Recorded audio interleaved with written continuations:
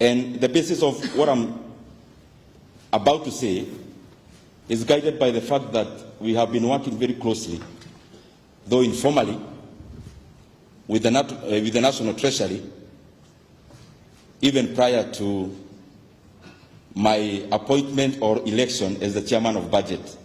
And therefore, most of the things I'll be highlighting, we have many times informally discussed with even the CS for Treasury, Professor Jogona, even prior to the time he was appointed as our CS.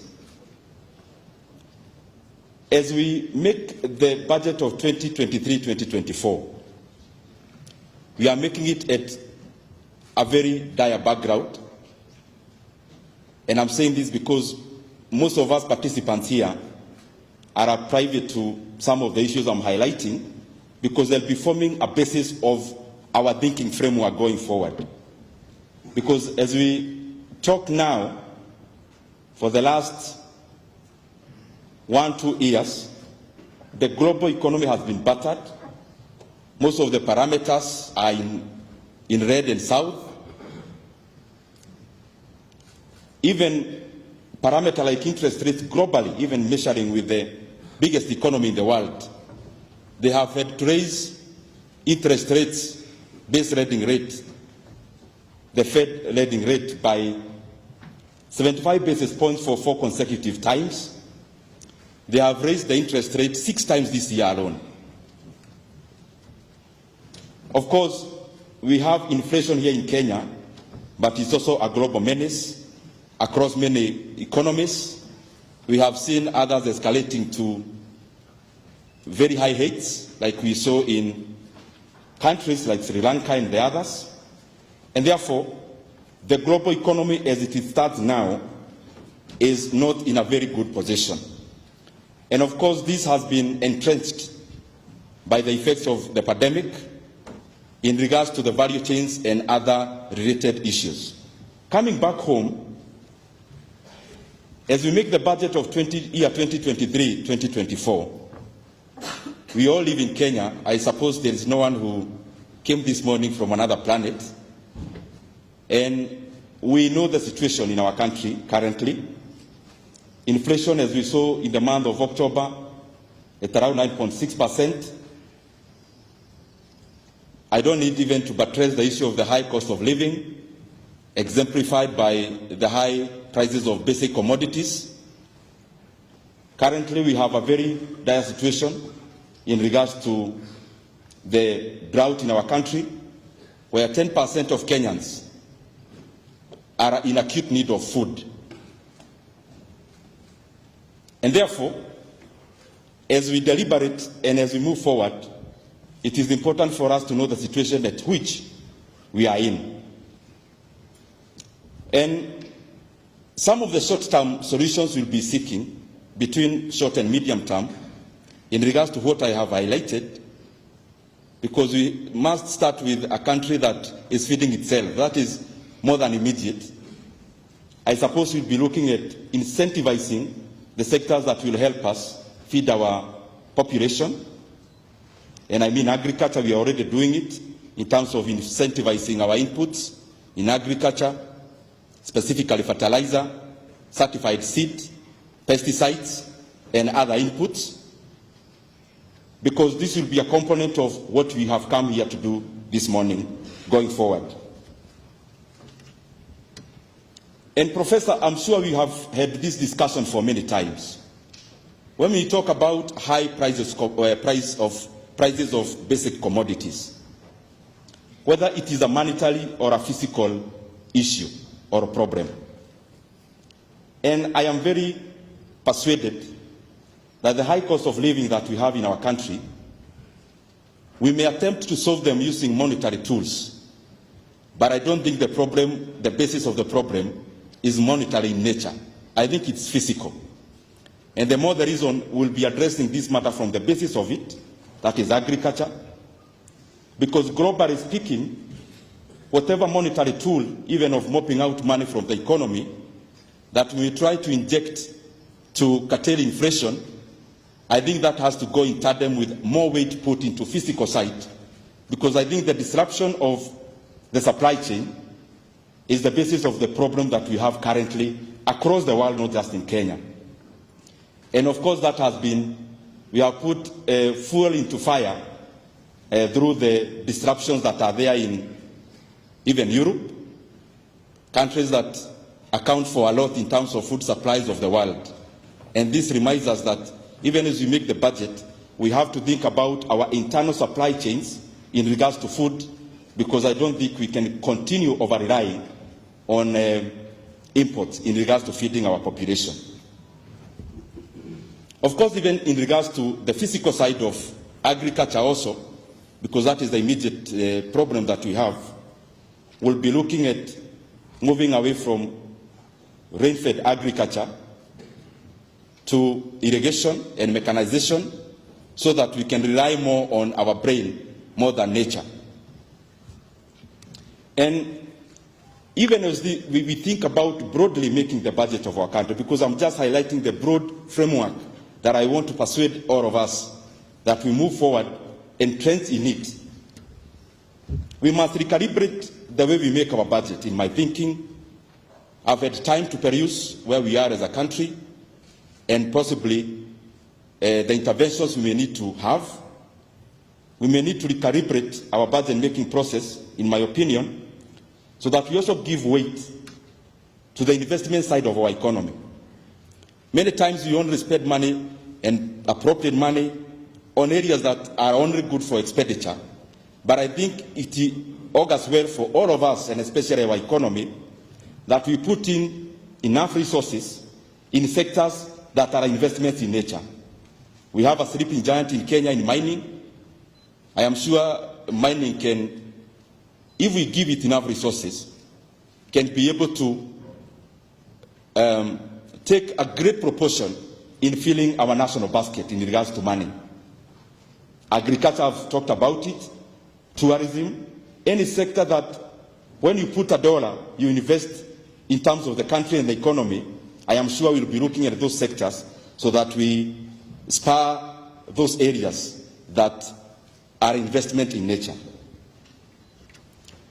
I don't need to say too much about industrialization. It is almost a banality, because in every sector, like in every forum like this, we talk about industrialization. But I'm sure we'll do it through action. That our country, the best multiplier that we have in our economy is industry. And we must invest in it deliberately, so that we can multiply the resources that we have and be able to put our economy in the right pedestal. And as I talk about this, there is a country I always like referring to, because there is nothing new invented in this world. We learn from each other, peer to peer. Others are higher than us. We must learn from them. As we talk about industry, our focus is in the hustler nation at empowering the people at the lower level, and especially those who can be made the agents of our economy, active agents rather than passive, but putting deliberate effort in growing those at a lower cadre. I believe that catalyzes everyone, the middle and even the up. Because when every Kenyan is made to be active, economic-wise, they provide the market for those at the middle and those at the higher level. And I'm sure we'll be borrowing a lot, even from South Korea, where we can have the lower levels becoming suppliers of the middle, graduating upwards. The chaebols in South Korea is a good example, where we have a few organized companies that also do so well within the economy. But the basis of this was not just sporadic, it was deliberate. The government put in policy in it in the 1960s, coming up to 1979, and I believe we are at a situation where we can also direct policy to be able to spur the economy, and especially specifically going to the micro in terms of the company that you are dealing with. If you study our friends from China, a few years ago they came up with Made in China 2025, and I think they have been able to achieve the bulk of it. I'm just trying to buttress that as we sit here, we have the men and ladies who can put their brain into works so that even as we make the budget, we direct the resources to where they are needed in the growth of our economy. Other countries have done it. I am sure we will also do it. The issue of the national debt, you must have heard we have come up with a decision that we must cut on the appetite of borrowing, and especially local that clouds out our business people. We'll be tabling our supplementary budget soon, and you know for sure, I'm sure most of you have been consulted. We'll be trying to save around 300 billion Kenya shillings, most of which would have borrowed locally. Because I've heard there before, majority of the people defending the issue of borrowing and talking about other countries borrow. Yes, they borrow. Even the biggest economy in the world have borrowed more than us. We like citing Japan when we want to increase our appetite for borrowing.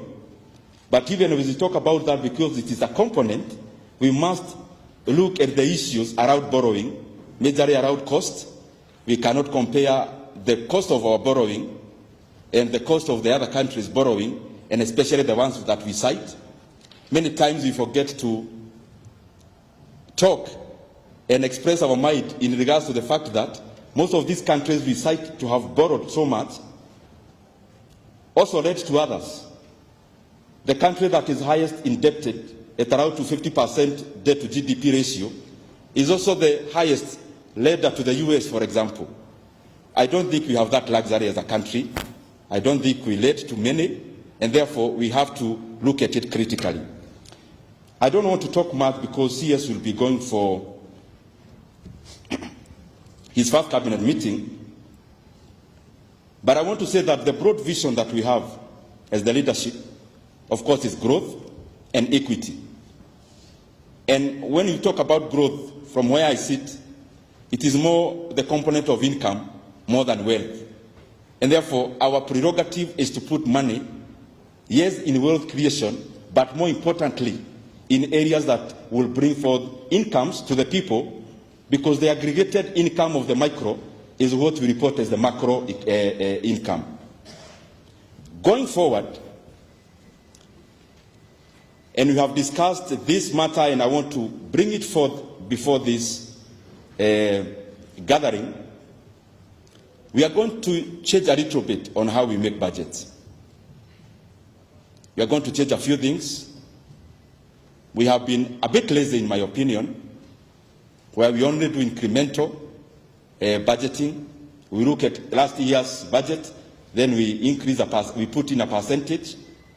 We must burn midnight oil and go to zero-based budget so that every entity, every department must account for every shilling they have, especially beyond the salaries, so that we put in some discipline so that we free up our physical space to be able to cater for the issues that I've highlighted there before.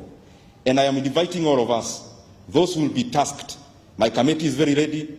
The National Assembly and Parliament, we are ready, that we interrogate every department and every expenditure line from zero, so that we can build a budget from scratch, so that we can have a basis, a truthful basis, on which, even if we are to invoke incremental, then we have the right basis on the start. Lastly, the elephant in the room in our economy, I believe, one of the big issues is SOEs. I am happy the policy of this government is that government will not be in the business of doing business that can be done by private sector, other than strategic areas. And these things I'm talking about are basics. I'm sure we all think about them. And forgive me for being blatant. We are in Kenya, we have to look for solutions around. I keep wondering, my grandmother, who has never boarded a plane, possibly has never been inside any plane, has never flown to any destination, is made to pay taxes every year to support people who fly via KQ. when we talk about SOEs, we have to dig very deep, because we cannot have SOEs that hemorrhage money. We must have SOEs that bring money to the basket, interrogate the ones that are critical, and offer critical services to the Kenyan people. But I think it is the right time to shift from hemorrhaging money. We structure our SOEs.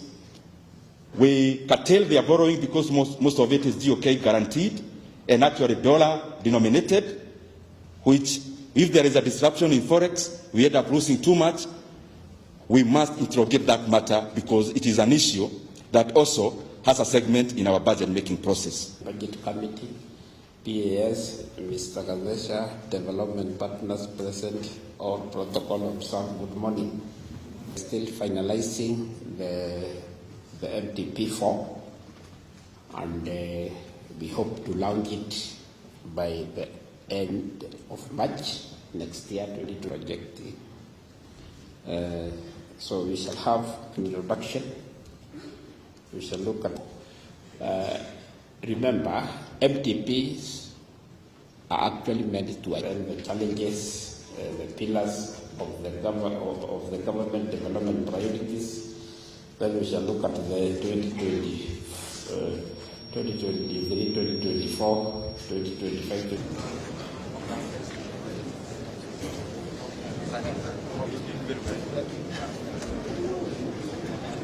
Director, yes. I was sleeping. I was over. Hi.